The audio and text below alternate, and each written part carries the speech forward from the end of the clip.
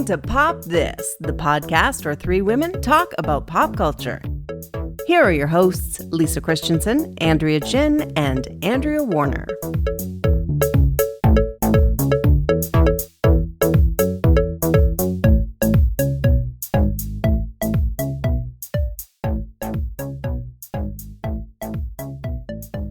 Here we are.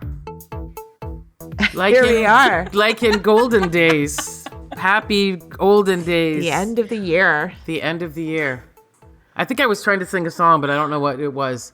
I mean, I think you were going for like happy golden days, like faithful friends who've been dear to us, gather dear to us once more. That's the one. I think you were going for that. Have yourself a merry little Christmas. That's what I was doing. Okay, completely. That's behind us now. It is now time for the new year, 2024.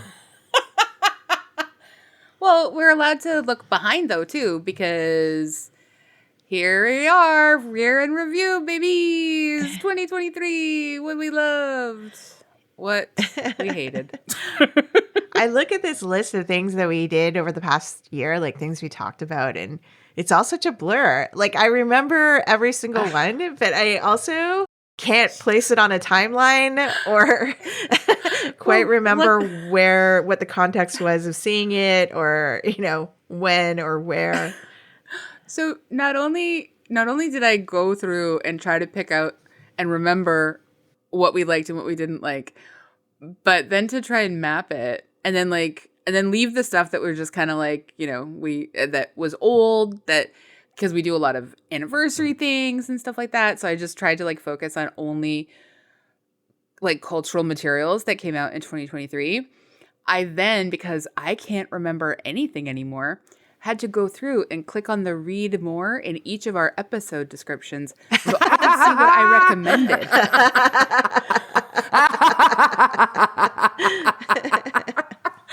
So it's been a year.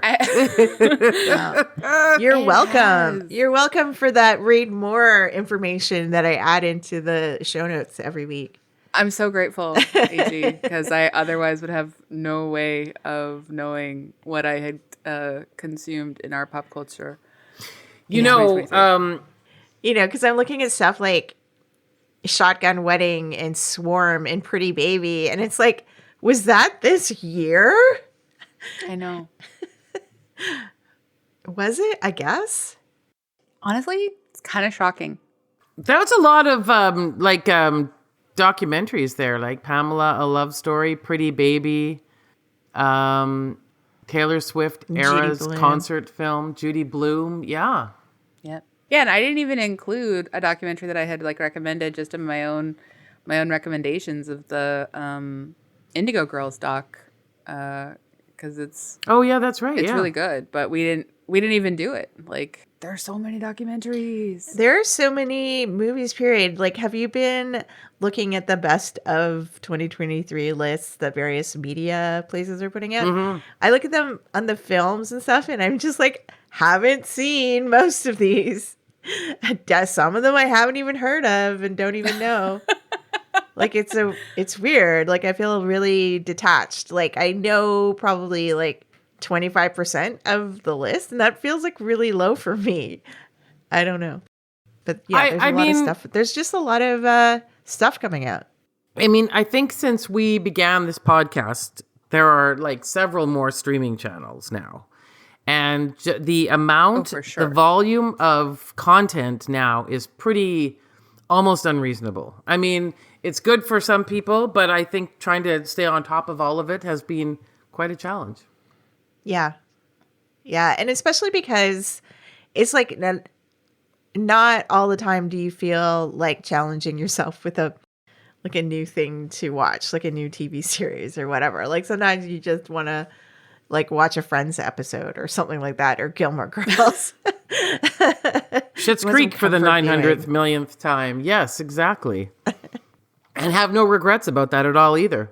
I told someone the other day that I hadn't really met them before, and we were seated together at this little dinner, and I told them that I'm on a constant rewatch of Superstore, and they were kind of a little bit upset for me because they were just Superstore's too real.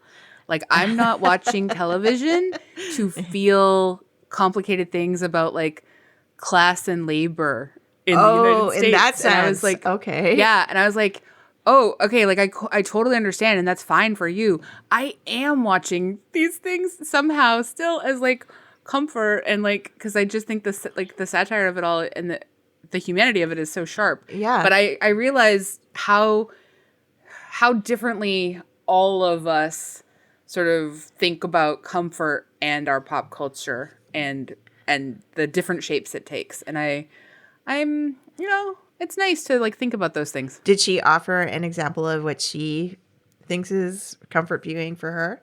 She had recently watched the first 1 or 2 episodes of the TV show that Craig Robinson stars in about how he ends up becoming a snake wrangler because a city puts a bounty on these like snakes and he has to make money. I can't remember. Maybe it's called Killing It. Anyway. Oh, okay. I think I've heard of that. Yeah. Apparently it's hilarious, which is great. I mean, I like hilarious too. I want that. But yeah, it was really like interesting. And I appreciated the reminder that like, some people really truly like escape for them is that they are never going to be snake bounty hunters. And I get that. Yeah. And I mean, like, Lisa and I were talking about this on our previous episode, and it's been like a rough holiday season for Pop This in terms of viewing. We've had a rough go of it. And doing May, December for our previous episode, which you were not on. I mean, but it's going to come out after this episode, yes. Just FYI. Just for people keeping track of the time, don't worry. You didn't miss an episode. No. Yeah, December we're messing with the timeline. Yeah. Yeah. But it was like, while it was an excellent movie, like filmmaking at its best and acting at its best, it was a very, like, not a very happy or uplifting film to watch. And it's been a run of movies that we've either hated or have talked about for literally 9 years or thought was the worst new Christmas movie that could possibly have been made. I mean, we do it to ourselves on the one hand because we're the ones programming it. Yeah. Like it's not like we didn't take any outside suggestions this year. This was our thinking, like, this sounds good. I guess there are like a couple outside suggestions, but ultimately, like, yeah, this sounds like the right thing for us. Now, I do love the idea that next year, maybe what we could do instead of like traditional holiday stuff, like obviously we have to do a 10th edition of Love Actually versus the Holiday, blah, blah, blah.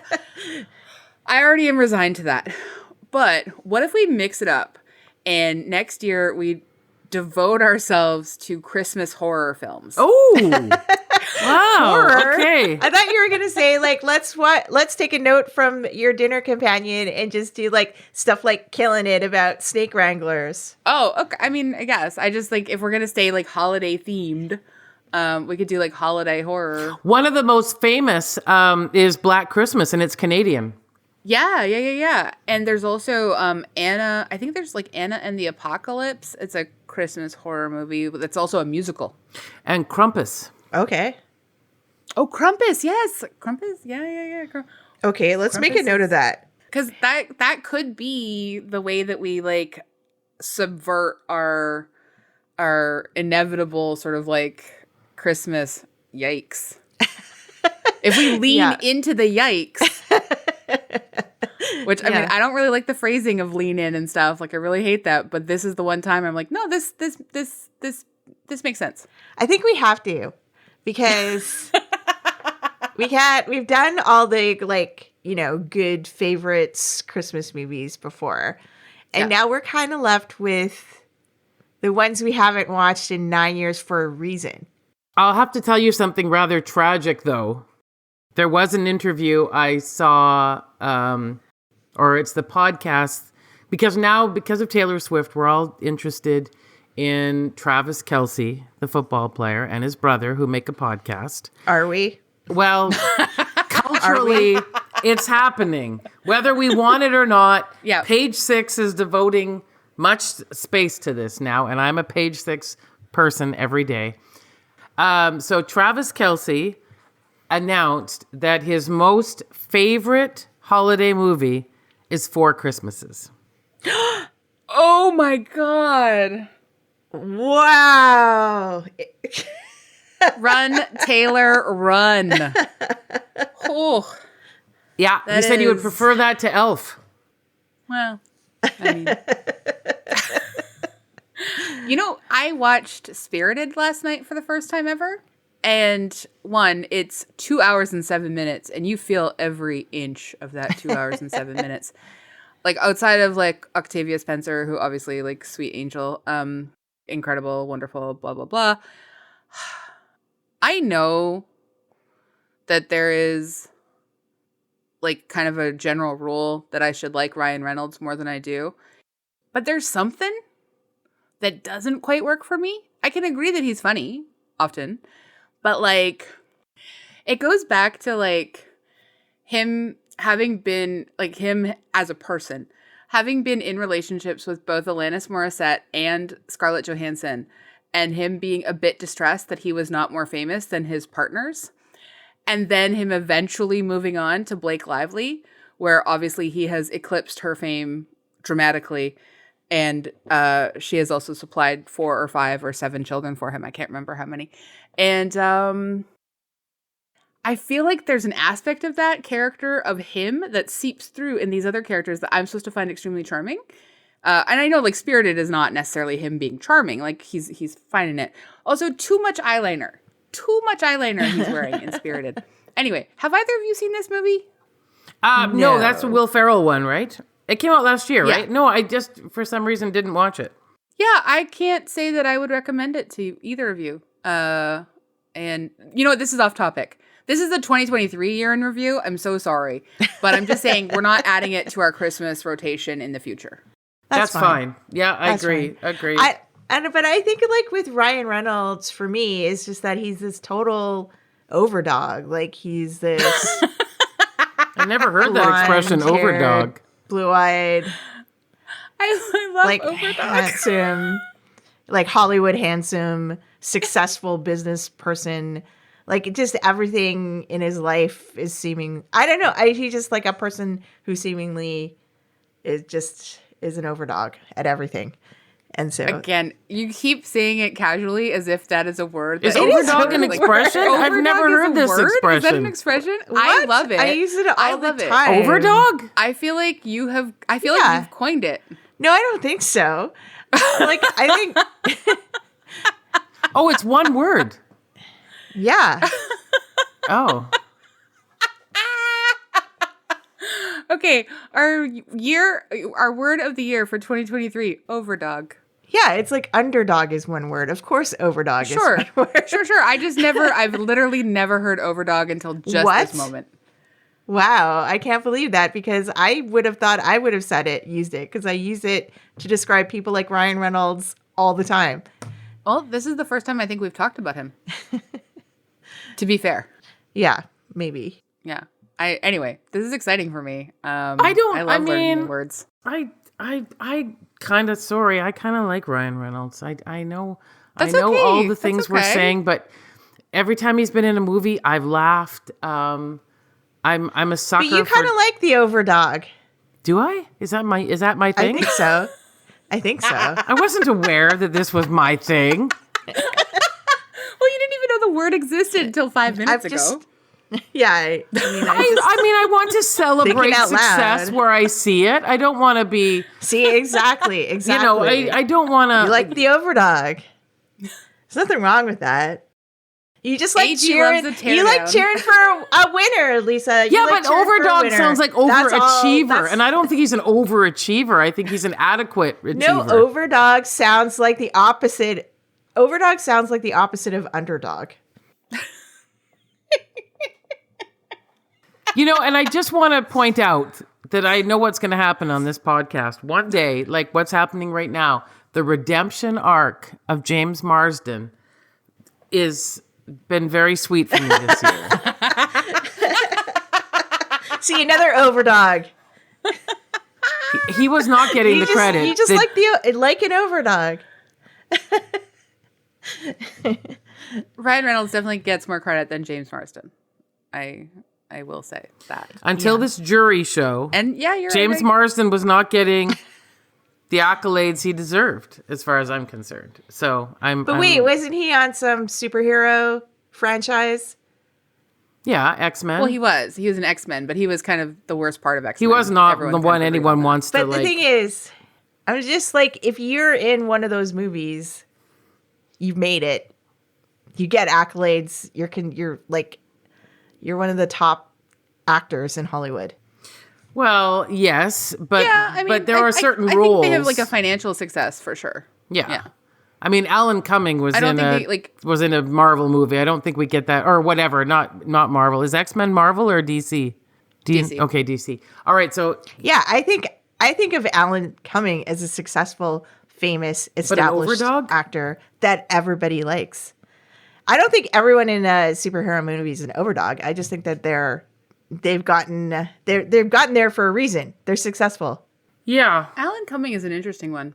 I think it feels like he has what he deserves, and I would love to see him at some point get a chance, the same kinds of chances that some of these other men that we're talking about, to play like a romantic lead. Mm-hmm. Yeah, I don't know if I've seen him as a romantic lead. Have we? No, I don't know. Good point. And yet we've seen Vince Vaughn as a romantic lead how many times? Too many. Honestly, too many. No, that was the only good part about Spirited, was Octavia Spencer as a romantic lead. It was nice. Or not a lead, but like a romantic supporting. But she got to actually have like a romance. And she's just a delight. She is a delight. Yeah. Yeah. If we were making a list, end of year list of delights, she'd be there. You know. And honestly, one of her her show for 2023, it got canceled in 2023, but I loved it so much, and my grandma loved it so much on Apple Television, and truth be told, and it got canceled this past year, and grandma's really upset by this cancellation, by the way. She really loved this series. It has three seasons. And so it didn't start this year, but the last series aired this year. And it's like one of my standout things that I have loved in 2023. Oh, you never mentioned it. I'm going to have to check No, it out. I don't think not in any of the recommendations. I don't remember that. I feel like I maybe mentioned it last year because that's when I started watching it. But like I'd have to literally go through all our show notes, and I'm not going to do that. But it's good. It's like really good. Okay. Well, I'm glad we're segging into our best of 2023 episode and not making this an episode about Ryan Reynolds. It's like our podcast has become Friends, and we're like the one with Ryan Reynolds.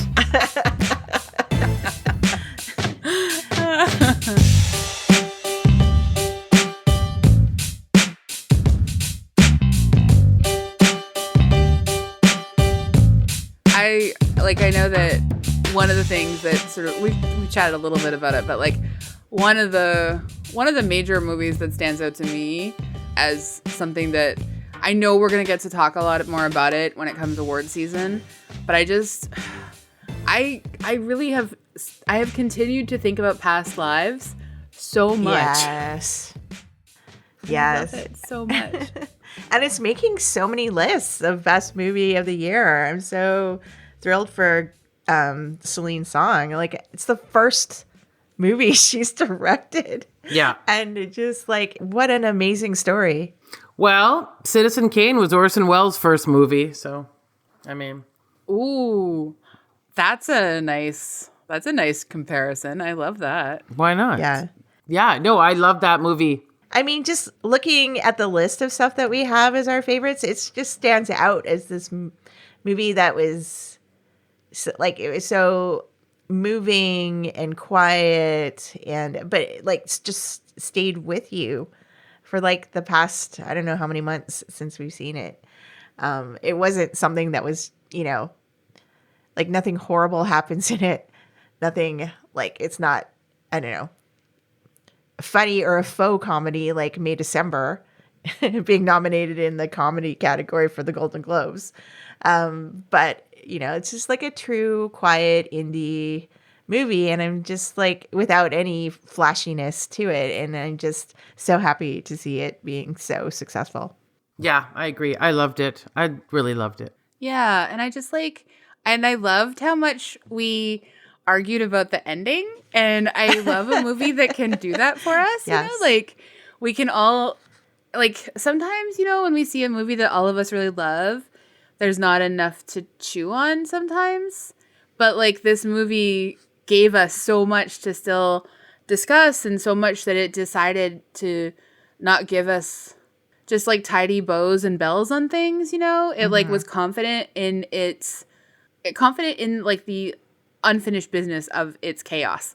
And I really love that. Like I think that that's just like such a, I don't know, it's such a strength of a filmmaker, and especially like when it's your first. Whoa. Yeah. Incredible. And Greta Lee just gave an amazing performance. Not to mention her iconic haircut. That's what I've been obsessing over. I've been enjoying watching her in the morning show, which I finished the 3rd season of just recently, and she's a standout there too. I'm not sure if the whole rest of the show is worthy, but she's good in it. Oh, she's fantastic. Yeah. That's awesome. The other thing I just wanted to add, I know we didn't do it, but I would like to add to the list. One of the shows that I really enjoyed this year so much was the Bear season 2. Yes. I am just watching it, in the midst of watching it right now, and I love it. I still haven't watched any of the Bear. Oh, the first two, so seasons are so different. I mean, you do need to watch the first one for the second, but they're so different. And you know what is strange? So you know how like there like things can have cultural moments, and in the Bear they play an REM song. I can't think of which song it is right now, but it's like really, really old REM song. And I was in Seattle on the weekend, and like ever since I saw the episode of The Bear, I've been listening to REM nonstop because I haven't listened to any of those albums in so long. So it was just like a nostalgia trip, like listening to Green and Monster and stuff. And then like in Seattle, like they were playing REM in at least like 3 places, like public spaces that we went into. It's just like, it's so weird. Is the Bear bringing back REM? Yeah. The Bear too. The soundtrack to this TV show is awesome. Yeah, it is so good. I mean, I do think the 90s just has never left Seattle. Like, in as much as they still have contemporary offerings, it's pretty 90s. Like, yeah, everywhere. Yeah. Oh, exactly. the song on the Bear soundtrack is Strange Currencies, which is such a gorgeous song that I hadn't thought about in so long. Yeah. And I just want to circle back to something because I want to take full responsibility for my own problems in the podcast here. But when we say we disagreed about the ending with Past Lives, I think it's mostly because I can't accept the fact that she's never going to see her Korean boyfriend again, and I remember that I had the same problem at the end of Fleabag. Do you remember where I was all like, I don't know, maybe she'll see the priest again, and you guys were, no, Lisa, that's not how the show works. It's over. It's not, sorry. And I'm like, but maybe, and I recognize that I had the same problem with Past Lives. That I think that you're right. The filmmaker was leaving a certain message, but my heart can't accept those things. Okay. That's really sweet. But I do think there are a lot of people who watch both of those things and were holding on to that tiny, tiny, tiny sliver of hope. It's like the last breath of something, you know, and that makes perfect sense. It's a surefire way to torture yourself for a really long time, but we all do that to ourselves in different ways. So I know I'm not expecting like Fleabag 3 and him to leave the priesthood. I know that's not coming. Past lives, the Lisa Christensen edit. Yeah. I think that is a fantastic project. I should just be able to go in and change the endings of movies I didn't care for the way that they ended. I'm sure that's coming. Yeah. Why can't we just have a good ending? Well, that's what I want to do. I want to make the Andrea Warner cut of Love Actually so that it becomes a slightly better movie in my mind. Not that everyone would agree with that. You've got a lot of work on that one, though. You've got like 6 storylines to fix. I know. And I've got 1. So yeah. But now I'm going to circle back. You guys mentioned The Bear. I know I haven't watched it, so I can't contribute to the love. I will watch it at some point. But The Bear stars one of the brilliant co-stars of Bottoms. Yes, it does. Autobriography. Yes. Yeah, that's right. Yeah. And what a year for her. I love her. I loved her also in that movie Theater Camp that I don't think very many people saw, but I really think is so funny, and I highly recommend that as well. But Bottoms is one of my favorite movies of the year because of course it is. Yeah. Yeah. Yeah. She plays such a different character in that movie too. Like, amazing range. Mm-hmm. One thing I wanted to mention that you never got around to seeing, but I watched, that would be a great thing to binge over the holidays, is Fleishman is in Trouble. It's like a right, yes, a series with Jesse Eisenberg, Claire Danes, Adam Brody, and Lizzie Kaplan, and it's written by, based on a novel by Taffy Brodesser-Akner, who does all that amazing writing for the New York Times. Did that big Taylor Swift article. Big Taylor Swift article. But yeah, the series is just so good, and it's the perfect thing to just binge if you've got some time over the holidays, I think. Because I think it was a little overlooked. Like, not a lot of people talked about it. And, Claire Danes just gives us an amazing performance in it, and it's surprising. Like, you think it's one story, but it ends up not being that at all. I'll have to also add that this season, the 11th season of Curb Your Enthusiasm was one of my favorites. And now he has announced that this will be the last of the Curb Your Enthusiasm in February of 2024. There won't be any more, which is upsetting, but also at the same time very understandable since the show has been on the air since 2000 when it debuted. Wow. So he took breaks and stuff, but, it started in 2000. So that was one of my favorite things to watch this year. And if you haven't seen this most recent season, the performance by Tracy Ullman is outstanding. Outstanding. I mean, I love her anyway, but I love Tracy Ullman. Yeah. I haven't seen her in a long time. She's great. Okay, well, when you see her as this Santa Monica city councilor named Irma Kozlowski, you will fall not in love, but you will have such admiration for Tracy Ullman. Do you guys remember the Tracy Ullman show, like the sketch show? Like, that's where we first sort of found out about The Simpsons. Yeah. And then every once in a while she sings that song, and I always forget that she had a big hit in the 80s. Do you remember that one? I don't remember the song, but I just remember like watching like In Living Color and then the Tracy Ullman show, like Sunday night viewing. And I always had to sort of like, and I was grateful that they aired at 8 and 8:30 so that when my dad wanted to watch like America's Most Wanted at 9, I had at least gotten those two things out of the way.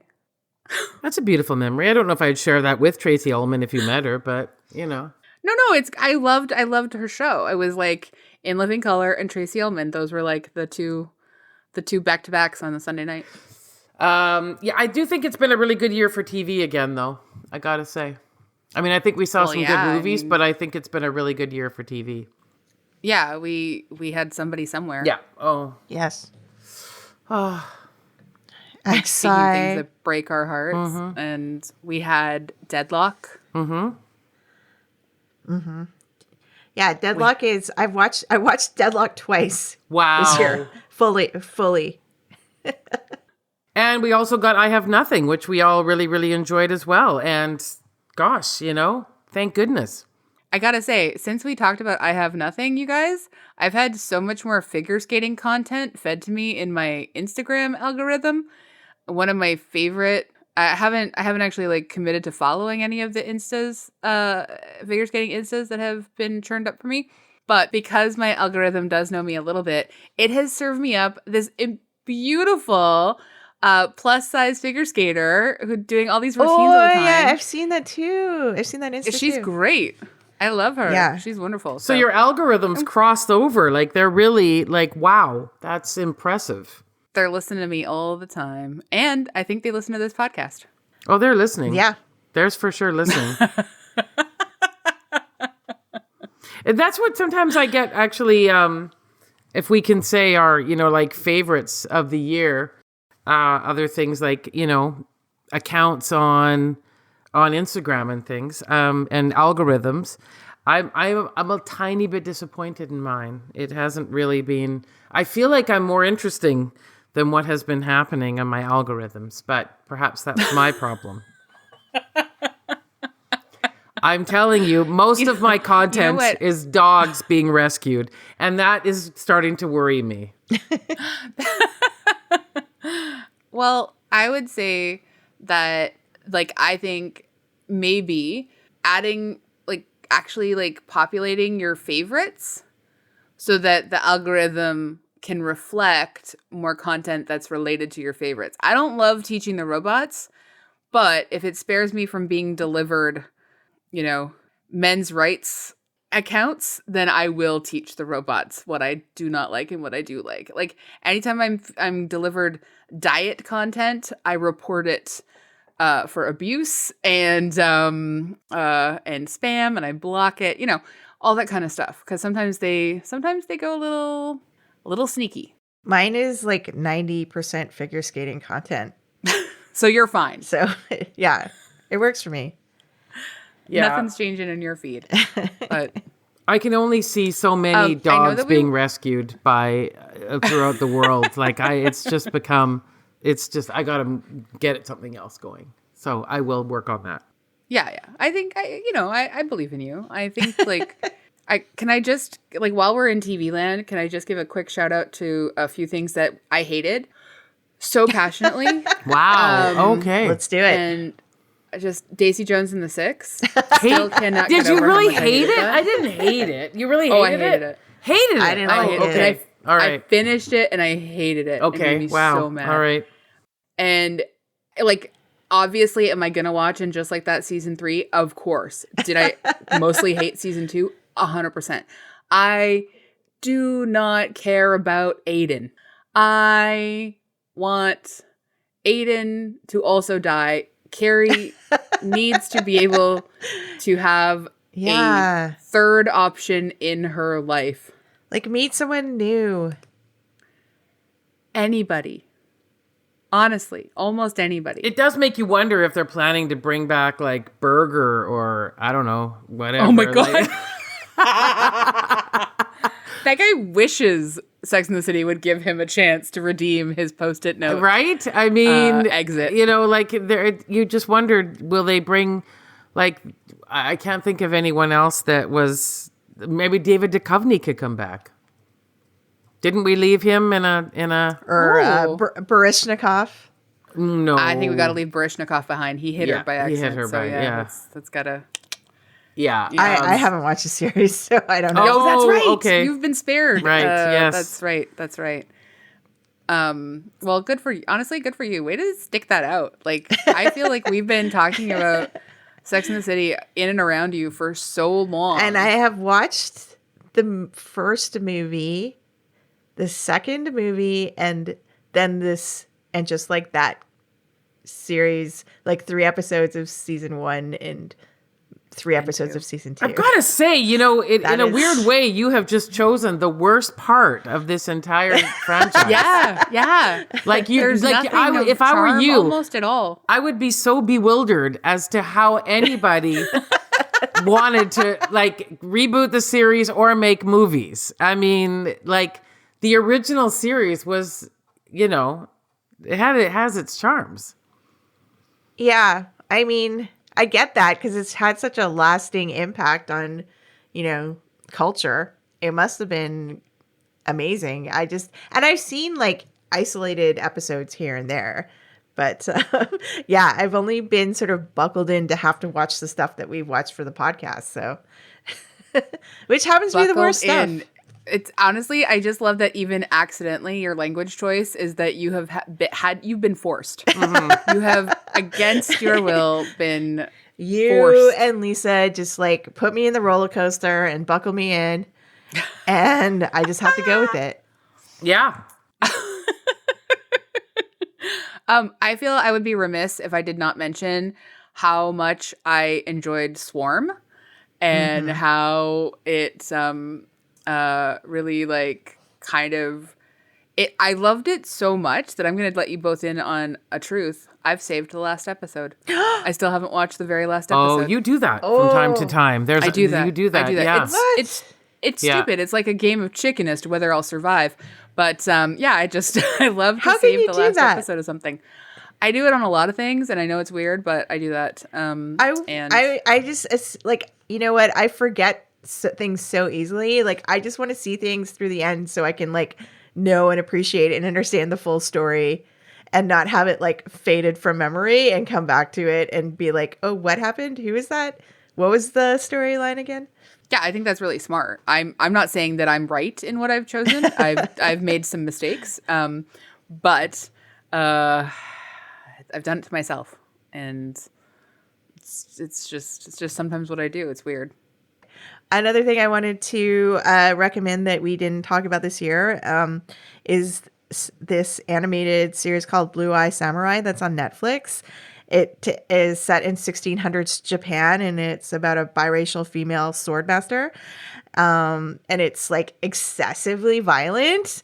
So, but it is also like beautiful. Like, it is the most beautiful animation I've ever seen, probably. And like the story is really engrossing, but yeah, just prepared. It's crazy violent.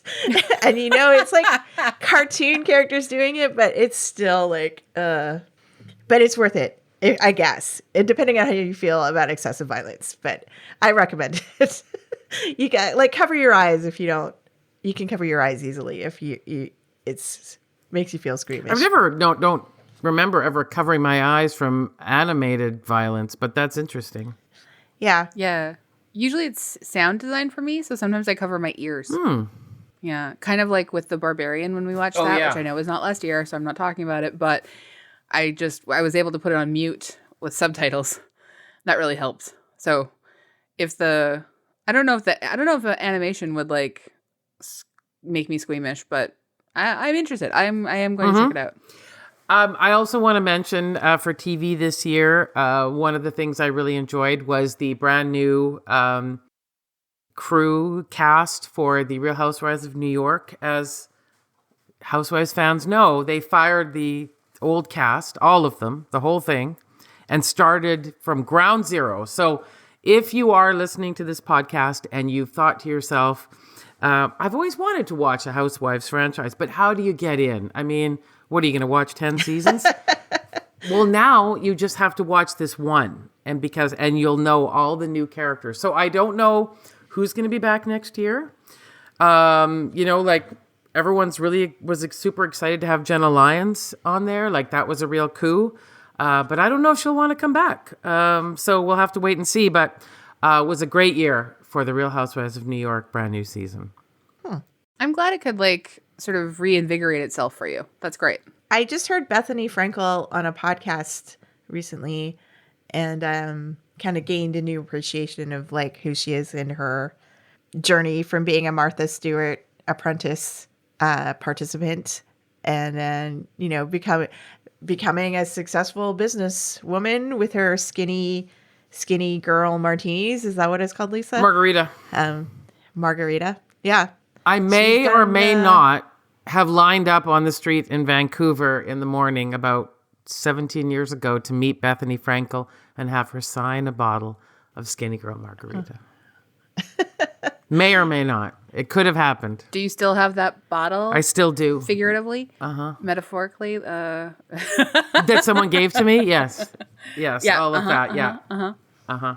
Cool. But yeah, she was really smart and funny on the podcast. Yeah. So I mean, watch her progression. When I first started watching The Real Housewives of New York, when she was on it, she lived in a tiny, tiny apartment and she was doing catering jobs for different people. And now look at her. Look at her now. That doesn't usually happen to the housewives, though. I'm just going to tell you that. Yeah, I had not realized that some of them started off in tiny apartments. She did.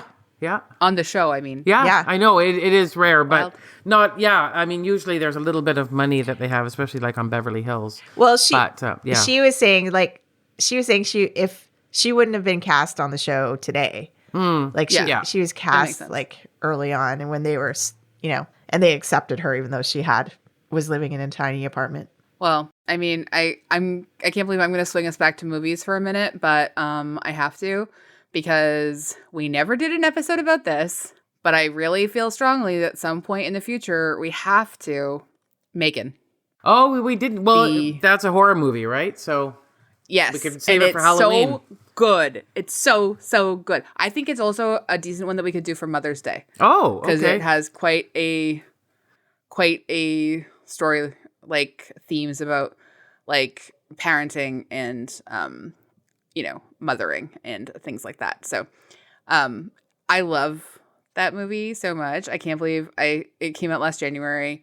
I remember being so excited to like watch it at home. That was the other thing I was going to say is like, I think this past year, we still had the occasional thing of where like movies would come out both in theater and at home for the first like 4 months of the year or something, which maybe is one of the ways in which we have so much more content, but we've also seen way less because some movies that only came out in theater, like it wasn't still sort of the priority. And I also cannot recommend enough. And I don't think it's one that we would do on the podcast, but just for your own personal enjoyment, Dix the Musical. Please. And how do we see that? That one you can rent now, as far as I know, online. It's so funny. And I feel like a lot, at least for the next couple of years, when I meet people, if they have seen Dix the Musical and they hated it, I will understand that we are not meant to be. Oh, wow. Okay. You know what I mean? Like, wow, that feels like there's a lot riding on watching that for us, Lisa. No, people are like, oh, good. There's a way that she will not pursue friendship with me. Fantastic. I don't want to watch Dix the Musical.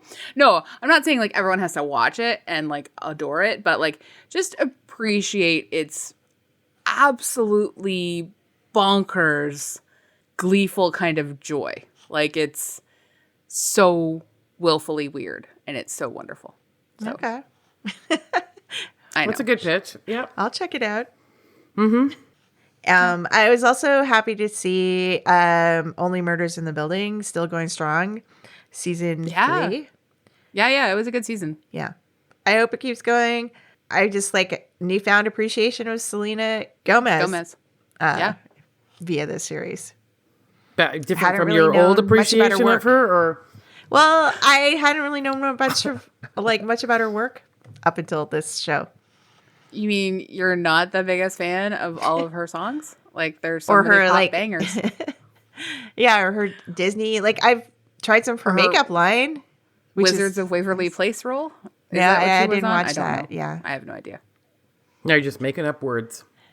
I am. No, I think Only Murders in the Building has given us a really lovely intergenerational comic trio in the three of them. They all balance each other out so well.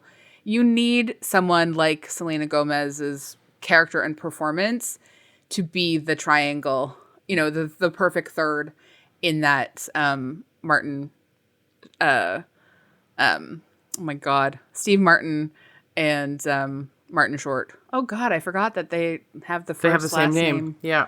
Hybrid there. Yeah. Huh. Selena and her boys. I like that. It's really fun. Mm-hmm. Yeah. I also enjoyed this year, and I am quite excited to see more of, was The Last of Us, which was one of my favorite shows of the year. I don't know if anyone else watched that. And of course, it was a fantastic finale for Succession. Succession, of course. Yeah, that was a powerhouse finale. Yeah, it really was. Lived up to the hype, everything. Yep. AG, did you watch Succession? No. Okay. So this is a question really for Lisa. Do you feel like you'll ever go back and watch seasons 1 and 2 again? Oh, that's such an interesting question. I kind of think I would because I didn't get a sense when I started watching it that it was so contained over such a short period of time. And I kind of think it would be fun to go back and sort of capture that, like to realize that this was only a year or two, like because it has such a frenetic pace to it. But now I see why. It was because it was only over a few, maybe a year. I don't know. It was so quick. So it's kind of like the way I felt when I watched Breaking Bad, even though that took like 5 or 6 seasons. At the very beginning of the series, Walter White's wife was pregnant. And by the end of the series, he still has a little baby. So I thought that was so smart to give us a sense of how this was not a very long story. And so I kind of forgot that about Succession. Yeah. I just feel like from what I remember, season 1 of Succession there was a lot more brutal cruelty. Like, that's what I remember of it. And it was, like, I know people talk about that one episode, like, I think it's called Bore on the Floor. Like, I remember watching that episode and thinking, this might be the point in which I have to stop watching this show. And I just feel like I might never, ever go back and watch season 1 and 2. Oh, interesting. But I feel like season 3 and 4, yeah. I can watch those a bit better. Right. That makes sense. Yep. Yeah. It's so wild. Anyway, before we completely wrap it up, I would also just like to say, all the people who hated the Marvels without seeing it, I hope you don't listen to this podcast. But if you do, you suck. And you should go see it because the Marvels is actually really fun. And it has one of the wildest scenes I've ever seen in a Marvel Universe movie. And I loved it. And it's super weird. And everyone talks about, oh, Chris Pratt's so funny and blah, blah, blah, blah, blah. You know what? The Marvels is funny. I'll see it. Yeah. So Great. Hold on. Thank you. I'm not sure if I understood that. Is Chris Pratt in a different movie or is he gets all the credit. Like him and Taika Waititi get all the credit for like Guardians of the Universe and Thor being so funny. But the Marvels is genuinely funny.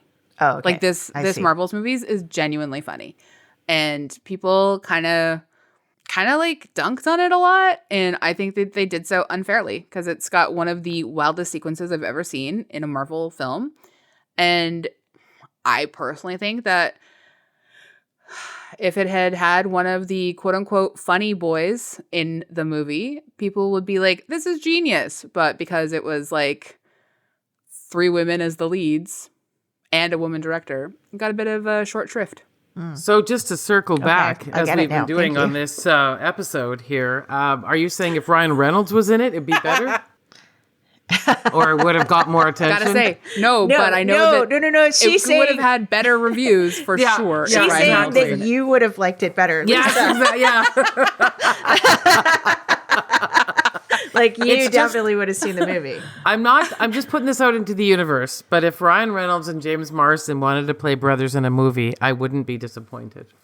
Just saying. That's really your wish list come true. And I'm gonna respect this desire for you and not see it as a personal low point attack on me.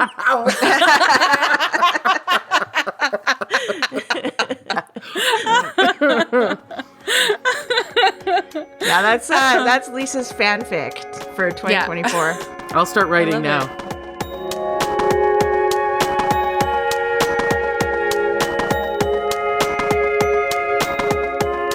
Well, this has been 2023. We should maybe leave our episode on something that we are recommending and maybe carrying with us into 2024. What do you guys think? Yeah, I guess so. You go first. Yeah. I don't know if All right, I can think of anything, but No, that's cool. That's cool. So I've been doing, I've been doing a lot of reading this year and stuff. And I know that I have recommended the Britney Spears memoir and things like that. I also just want to say, like, this is a very different book, but I am reading Angela Davis, an autobiography, and Angela Davis herself is reading it to me, and love spending time with Angela Davis. I love just how she thinks and how she has moved through the world and what an incredible and inspiring person she is. I'd also like to, if you're going to do double up on your Angela Davis for 2024, also going to recommend Freedom is a Constant Struggle, Ferguson, Palestine, and the Foundations of a Movement by Angela Y. Davis, also read by the author. So just get in there. Just double fist Angela Davis all the way into 2024. Okay. That's a good recommendation. Yeah, I'm going to go with that. Thanks. Yeah. That's a good way to start off a new year. Yeah. I'm just going to go with what you said. I don't know, like, is this our time to make resolutions for the new year, or like pop culture resolutions? Is that what these are? You could. Yeah, absolutely. You could. Well, I mean, as I do every year, I try to read more. I only read 25 books this year. I'm kind of disappointed. So I really do want to get up to 50 next year. So that is my big goal again. I know I've been trying and failing. So I think 2024 is the year for me. I think you can do it. And honestly, like 25 books is great. Don't be disappointed in yourself. Yeah, it's okay. Yeah. Yeah. I don't know if I have anything that's front of mind in, like, culturally what I want to do, but reading more books is a good thing. Reading more Angela Davis is a great thing. Mm-hmm. So I'm just going to borrow those two suggestions. But yeah, like, I'm also, like, want to challenge myself to listen to new and different types of music. I think, like, different genres of music, discover more artists from around the world. Yeah, like, just like, because my work is related to music, I don't often just, like, sit down and listen to a new album from an artist I haven't heard of just for pleasure. And I hope to do that more. Yeah, excellent. I agree. That's a good one to add to the mix as well, because, like, it is different when a lot of your work is, like, around listening to music and writing about music, or producing, producing shows and stuff like that, and it changes the way you listen to music sometimes. So I think, like, I have personally been going to, like, a few more live shows too. Like, I mask up and I go out, and it's been really nice to be doing that. And I even went to I don't see enough, like, classical or chamber music, and so I went to something a few weeks ago for winter solstice, and it was really nice. Aw, nice. Yeah. That reminds me, this is a little off topic, and it might not make it into the final cut of the podcast, but what's up with Sarah McLachlan's tour not including a Vancouver date? Yeah, right? I noticed that. I think it's just going to be huge. They're gonna announce it. I did buy tickets for the first Seattle show, so we're going for, like, that weekend, but I think she's going to just announce, like, a really huge Vancouver one, like, with multiple artists. And I think it's going to be like a mini Lilith Fair. There we go. I think that's what's going to end up happening. Mm-hmm. Because, like, Alison Russell is opening in Feist. And, like, it's going to be an amazing show. And it's just, like, I don't know. It's going to come to Vancouver. Yeah. Don't worry. She's probably just negotiating with, like, the city of West Van to, like, I don't know, take over Ambleside Park or something. You're right. Yeah. Thank you so much, everyone, for listening. Thank you for hanging out with us in 2023. I personally know it's been a wild year, and that's a deep understatement. And I wish everyone all of the, like, safety and peace and joy for 2024. I think that is a fantastic goal. Agreed. Yeah. All right. Thanks all. Thanks, everybody.